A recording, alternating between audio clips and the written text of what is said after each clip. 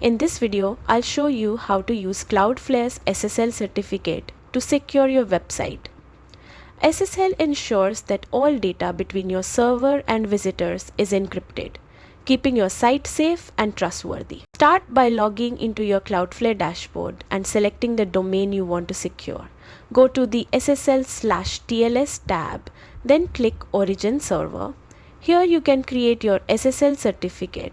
You can let Cloudflare automatically generate the private key and certificate or use your own CSR if needed.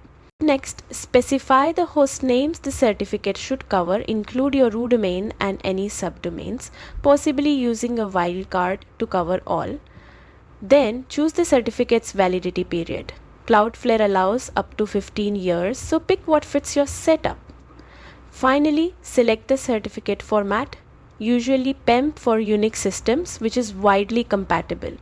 Once you save, your domain is secured with a Cloudflare SSL certificate, encrypting traffic and building trust with your visitors. Thanks for watching, and don't forget to like and subscribe for more quick Cloudflare tutorials.